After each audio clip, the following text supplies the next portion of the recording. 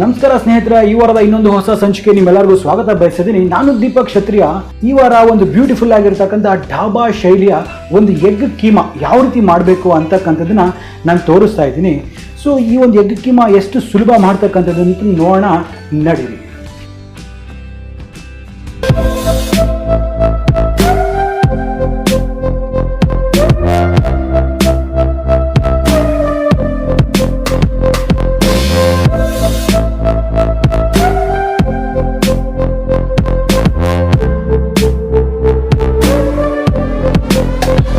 ನೋಡಿ ಸ್ನೇಹಿತರೆ, ಈಗ ಈ ಒಂದು ಎಗ್ ಕೀಮಾ ಅಥವಾ ಮೊಟ್ಟೆ ಕೀಮಾ ಮಾಡೋದಕ್ಕೆ ಬೇಕಾಗಿದ್ದ ಸಾಮಗ್ರಿಗಳು ಏನೇನಂತ ಹೇಳಿದ್ರೆ, ಬೇಯಿಸಿರ್ತಕ್ಕಂಥ ಮೊಟ್ಟೆ ಒಂದು 5, ಫೈನಾಗಿ ಚಾಪ್ ಮಾಡಿರ್ತಕ್ಕಂಥ ಒಂದು 150 ಗ್ರಾಮ್ ಅಷ್ಟು ಈರುಳ್ಳಿ, ಫೈನಾಗಿ ಚಾಪ್ ಮಾಡಿರ್ತಕ್ಕಂಥ 100 ಗ್ರಾಮ್ ಅಷ್ಟು ಟೊಮೆಟೊ, ಶುಂಠಿ ಬೆಳ್ಳುಳ್ಳಿ paste 1 table spoon, garam masala ಪುಡಿ 1 ಟೀ ಸ್ಪೂನ್, ಧನಿಯಾ ಪುಡಿ 1 tea spoon, Kashmiri red chilli powder 1 table spoon, 3 ಸಣ್ಣಗೆ ಹಚ್ಚಿರ್ತಕ್ಕಂಥ ಮೆಣಸಿನಕಾಯಿ, ಉಪ್ಪು ರುಚಿಗೆ ತಕ್ಕಷ್ಟು, ಹಾಗೆ ಒಂದು 4 ಟೇಬಲ್ ಸ್ಪೂನ್ ಅಷ್ಟು ಎಣ್ಣೆ.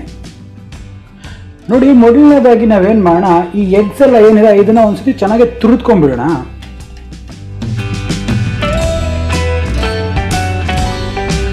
ನೋಡಿ, ಎಲ್ಲ ಮೊಟ್ಟೆಗಳನ್ನು ಇದೇ ರೀತಿ ತುರಿದ್ಕೋಬೇಕಾಗತ್ತೆ.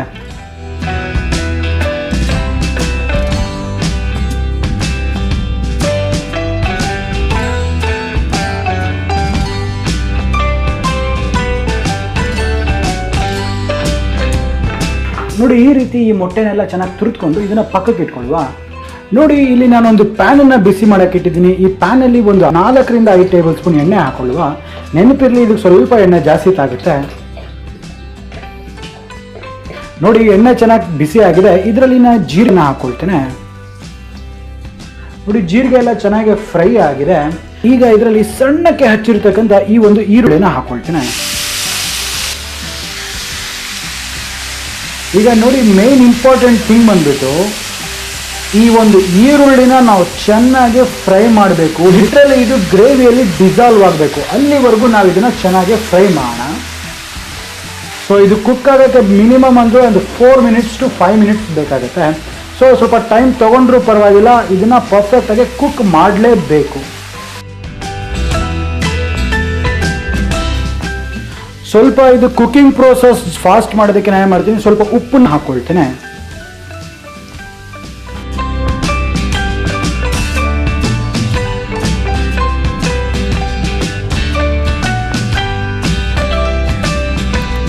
ನೋಡಿ, ಈಗ ಒಂದು 5 ನಿಮಿಷ ಆಗಿದೆ. ಈರುಳ್ಳಿ ಎಲ್ಲ ಚೆನ್ನಾಗಿ ಸಾಫ್ಟ್ ಆಗಿದೆ, ಒಂದು ಕಲರ್ ಸಹ ಟರ್ನ್ ಆಗಿದೆ. ಸೊ ಈ ಸಂದರ್ಭದಲ್ಲಿ ನಾವೇನು ಮಾಡೋಣ, ಇದರಲ್ಲಿ ಹಚ್ಚಿರ್ತಕ್ಕಂಥ ಈ ಒಂದು ಹಸಿಮೆಣಸಿನಕಾಯಿ ಹಾಗೆ ಈ ಶುಂಠಿ ಬೆಳ್ಳುಳ್ಳಿ ಪೇಸ್ಟನ್ನು ಹಾಕೊಳ್ಳುವ.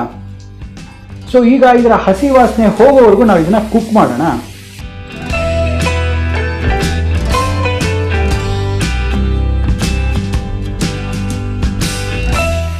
ನೋಡಿ, ಈಗ ಈ ಒಂದು ಶುಂಠಿ ಬೆಳ್ಳುಳ್ಳಿ ಪೇಸ್ಟಿನ ಹಸಿ ವಾಸನೆ ಸಹ ಹೋಗಿದೆ. ಸೊ ಇದರಲ್ಲಿ ಏನು ಮಾಡೋಣ, ಈ ಒಂದು ಸಣ್ಣಗೆ ಹಚ್ಚಿರ್ತಕ್ಕಂಥ ಟೊಮೆಟೊ ಹಾಕೊಳ್ಳುವ. ಸೊ ಈಗ ಈ ಟೊಮೆಟೊ ಎಲ್ಲ ಚೆನ್ನಾಗಿ ಒಂದಕ್ಕೊಂದು ಹೊಂದ್ಕೊಂಡು ಇದು ಸಹ ಸಾಫ್ಟ್ ಆಗೋವರೆಗೂ ನಾವು ಇದನ್ನ ಚೆನ್ನಾಗಿ ಕುಕ್ ಮಾಡಬೇಕಾಗುತ್ತೆ.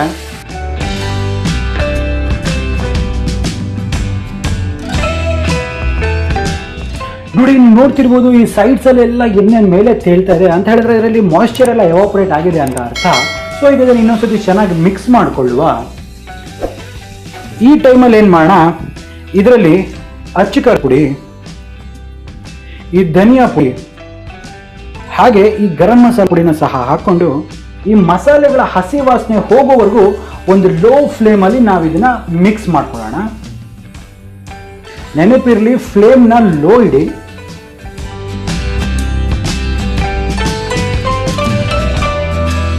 ಈ ಈರುಳ್ಳಿ ಮತ್ತು ಈ ಎಣ್ಣೆಲಿ ಇರ್ತಕ್ಕಂಥ ರೆಸಿಡ್ಯೂಯಲ್ ಹೀಟಲ್ಲೇ ಈ ಒಂದು ಮಸಾಲೆಗಳು ಚೆನ್ನಾಗಿ ಬೇಯುತ್ತೆ. ಸೊ ನೋಡಿ, ನಾವು ಇದನ್ನು ಕುಕ್ ಮಾಡ್ತಾ ಇದನ್ನು ಸ್ವಲ್ಪ ಹಿಂಗೆ ಸ್ಮ್ಯಾಶ್ ಮಾಡ್ತಾ ಇದ್ರೆ ಒಂದೊಳ್ಳೆ ಪೇಸ್ಟ್ ಕನ್ಸಿಸ್ಟೆನ್ಸಿಗೆ ಇದು ಬಂದ್ಬಿಡುತ್ತೆ.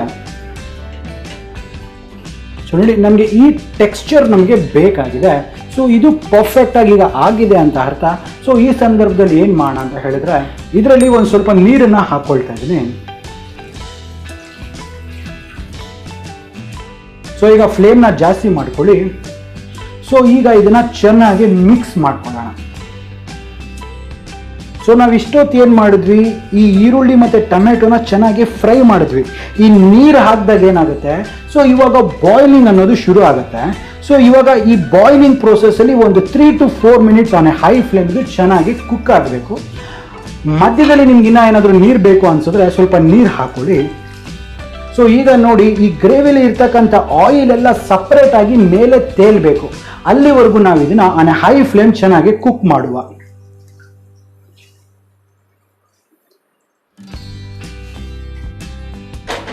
ನೋಡಿ ಈಗ ಒಂದು 2 ನಿಮಿಷ ಆಗಿದೆ. ನೋಡಿ ಈ ಗ್ರೇವಿ ಮೇಲ್ಗಡೆ ಎಲ್ಲ ಎಣ್ಣೆ ಎಲ್ಲ ಕ್ಲೀನಾಗಿ ತೇಲ್ತಾ ಇರೋದು ಕಾಣಿಸ್ತಾ ಇದೆಯಲ್ಲ. ಸೊ ಈಗ ಇದು ಚೆನ್ನಾಗಿ ಬೆಂದಿದೆ.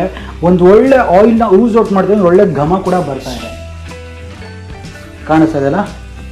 ಸೊ ಇದು ಒಂದು ರೈಟ್ ಟೈಮ್. ನಾವೊಂದು ಗ್ರೇಟ್ ಮಾಡಿರ್ತಕ್ಕಂಥ ಈ ಒಂದು ಮೊಟ್ಟೆಗಳನ್ನೆಲ್ಲ ಇದರಲ್ಲಿ ಹಾಕೊಳ್ಳುವ.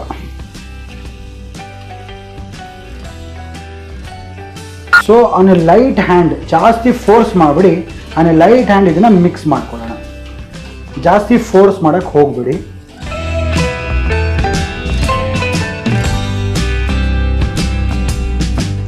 ನೋಡಿ ಈಗ ಈ ಮೊಟ್ಟೆಯಲ್ಲಿ ಈ ಒಂದು ಗ್ರೇವಿ ಸ್ವಲ್ಪ ಕುಕ್ ಆಗಬೇಕಾಗತ್ತೆ.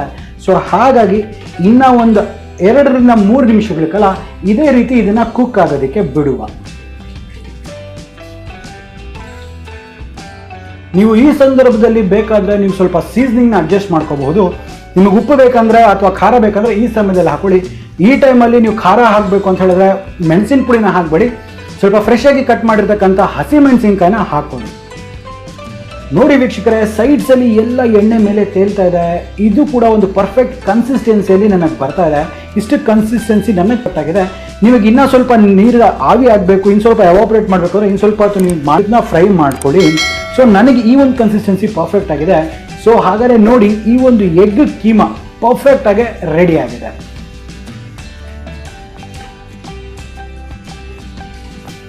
ಹಾ ನೋಡ್ತಾ ಇದ್ರೇ ಬಾಯಲ್ಲಿ ನೀರು ಊರ್ತಾ ಇದೆ, ಅಷ್ಟು ಚೆನ್ನಾಗಿದೆ ಇದು ಮಾತ್ರ. ಇದ್ರ ಸ್ಮೆಲ್ ಅಂತೂ ನೀವು ಬಿಲೀವ್ ಮಾಡೋದಿಲ್ಲ, ನಮ್ಮ ಮನೆ ಹೊರಗಡೆವರೆಗೂ ಇದ್ರ ಸ್ಮೆಲ್ ಬರ್ತಾ ಇದೆ, ಅಷ್ಟು ಅದ್ಭುತವಾಗಿ ಇದಾಗಿದೆ. ಸೊ ನೋಡಿದ್ರಲ್ಲ ವೀಕ್ಷಕರ, ಎಷ್ಟು ಆರಾಮು ಮತ್ತು ಎಷ್ಟು ಈಸಿ ಈ ಒಂದು ಎಗ್ ಕೀಮಾ ಮಾಡ್ತಕ್ಕಂಥದ್ದು ಅನ್ನೋದನ್ನ ನಾನು ಹೇಳಿರ್ತಕ್ಕಂಥ ಟಿಪ್ಸ್ ಆ್ಯಂಡ್ ಟ್ರಿಕ್ಸನ್ನು ಪರ್ಫೆಕ್ಟಾಗಿ ಫಾಲೋ ಮಾಡಿ ನಿಮಗೂ ಸಹ ಅಷ್ಟೇ ಈ ಒಂದು ಡಾಬಾದಲ್ಲಿ ಮಾಡ್ತಕ್ಕಂಥ ಬ್ಯೂಟಿಫುಲ್ ಆಗಿರ್ತಕ್ಕಂಥ ಈ ಒಂದು ಎಗ್ ರೆಸಿಪಿ ನಿಮಗೆ ಪರ್ಫೆಕ್ಟಾಗಿ ಬರುತ್ತೆ. ಸೊ ಹಾಗಾದ್ರೆ ನಾನು ಅನ್ಸುತ್ತೆ ನಿಮಗೆ ವಿಡಿಯೋ ಇಷ್ಟ ಆಗಿದೆ ಅಂದ್ಬಿಟ್ಟು, ಇಷ್ಟ ಆಗಿದ್ರೆ ಪಕ್ಕದಲ್ಲಿರ್ತಕ್ಕಂಥ ಸಬ್ಸ್ಕ್ರೈಬ್ ಬಟನ್ನ ಟಚ್ ಮಾಡಿ ನೋಟಿಫಿಕೇಶನ್ಸ್ನ ಆಲ್ ಮಾಡ್ಕೊಳ್ಳಿ. ಆಗ್ತಾನೆ ನಮ್ಮೆಲ್ಲ ಅಪ್ಡೇಟ್ಸ್ ನಿಮಗೆ ಮೊದಲನೇದಾಗಿ ಸಿಗ್ತಾ ಇರುತ್ತೆ. ಸೊ ಹಾಗಾದರೆ ನಾನು ಇನ್ನೊಂದು ಸಂಚಿಕೆಯಲ್ಲಿ ಮತ್ತೆ ಭೇಟಿ ಆಗ್ತೀನಿ. ಅಲ್ಲಿವರೆಗೂ ನಾನು ನಿಮ್ಮ Deepak Kshatriya signing off on. ಜೈ ಹಿಂದ್, ಜೈ ಕರ್ನಾಟಕ, ನಮಸ್ಕಾರ. ಲೈಕು ಶೇರ್ ಮಾಡ್ರಪ್ಪ. Thank you.